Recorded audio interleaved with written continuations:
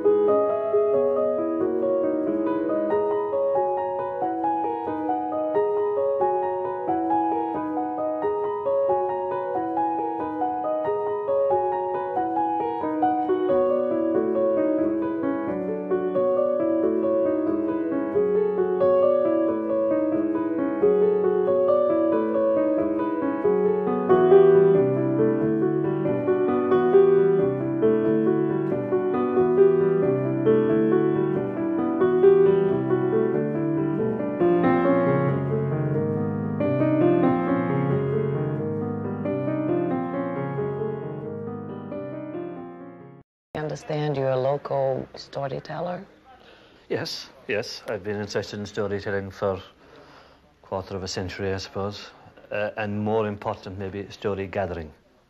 I've listened for years and years, and it's a privilege to be able to go into houses, old people's houses, and just sit down, shut up, and listen while they tell you what they know, and by God, they know.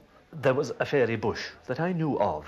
I had been told stories about it by old people, and the road builders were going to demolish it.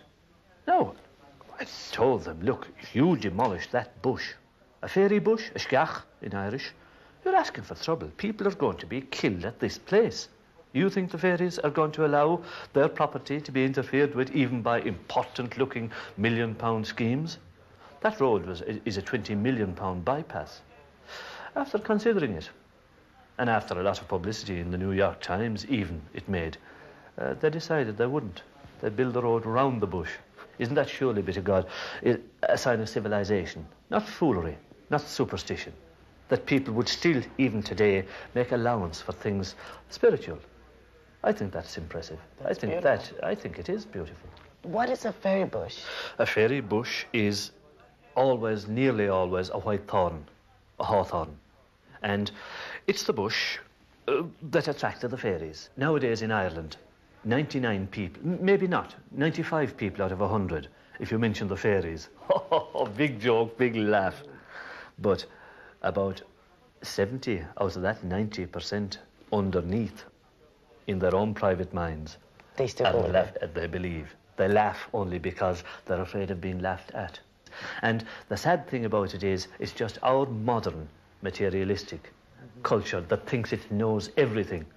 That's the first culture ever to make no allowance for all of these things. But it's changing. Back again, you can see that there is a change, that people realise you can't live without something of that other world of mystery. Call it what you like. Religion, fairies. People need that other dimension. And if they don't find it through these natural things, they find it through drugs or a lot less desirable ways.